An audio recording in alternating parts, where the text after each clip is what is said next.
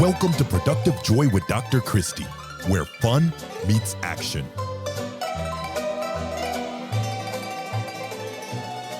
Hi, friends. Welcome to Productive Joy, the recap. So this week we had Justin Roethlingshoefer.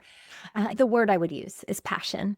He was full of passion. That passion started, I think, probably as a young kiddo, but he played hockey and then he coached hockey, but he really is changing lives. And the way that he's changing lives is by letting people know that you can own who you are. And that does not mean that it pigeonholes you. It means that you get the whole world at your fingertips. I really enjoyed my time with Justin. And I think the biggest takeaway that I had from him was that sometimes pain can give purpose. It doesn't have to be that you get stuck in the stuff. Instead, you can overcome the stuff to become exactly who you're meant to be. Now, that sounds really simple, but simple and easy, as we all have figured out, not just on this podcast, but in life, is not the same, right? So you can have something that is super simple, but that does not make it easy. Our knowing doing gap is very real and very hard. So I'm asking you to jump the gap today. I'm asking you to think about your current situation and the pain that you are currently in and how you can overcome that pain to end up where you want to be. So it is the beginning of August, and I can't believe we're saying that about 2026 already. But here we are, and August has come on us, and we have to decide what we're going to do with our final quarter, right? The last part of the year is here.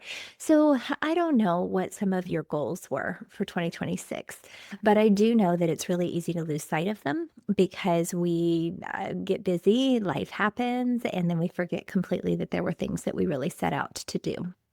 So one of the things that I set out to do this year was instead of just setting goals, I had a bingo card.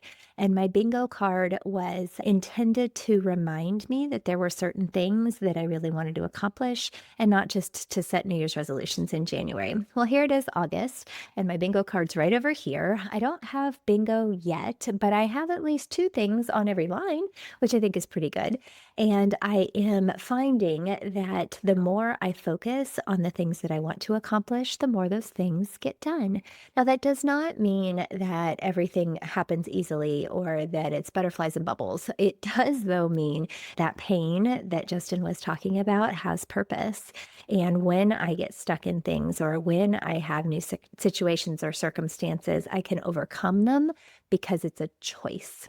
So he also said that thankfulness was a cheat code for authenticity, for success, and I couldn't agree more. I think that sometimes we forget to be thankful for the things that we feel have happened to us instead of with us or alongside us. And I don't want you to get stuck in that. Instead, I'd like you to really think about what is it that I get to do today? So recently, I had the opportunity to work with some young kids, 13 to 17, who were counselors in training. They were going to serve as camp counselors this summer. And these youngins were precious. They were full of excitement. This was the first time that they had been together. So they had known each other for about an hour, and they were really in that getting to know each other phase.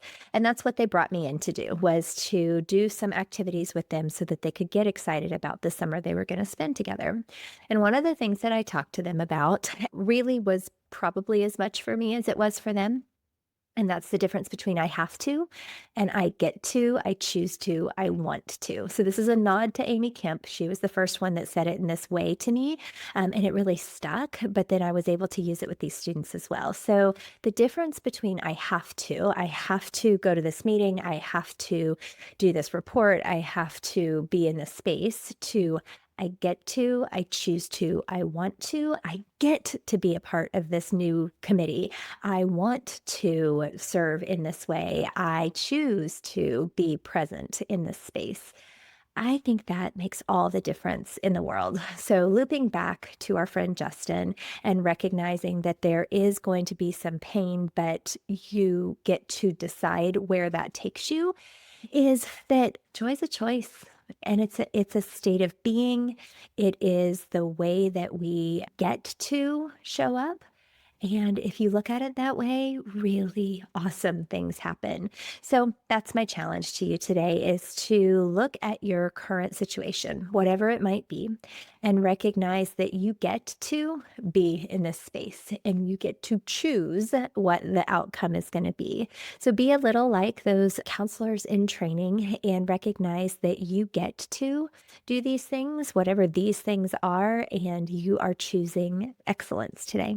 So, today on Productive Joy, I need you to recognize that you get to be the author of this story and you get to write the narrative. If you don't, somebody else will do it for you. So, how are you going to decide what life is going to look like for you?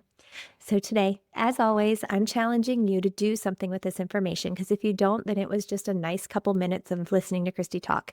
And that's not very exciting. So, instead, I need you to grab a nugget or two of wisdom and figure out a way to turn fun into action.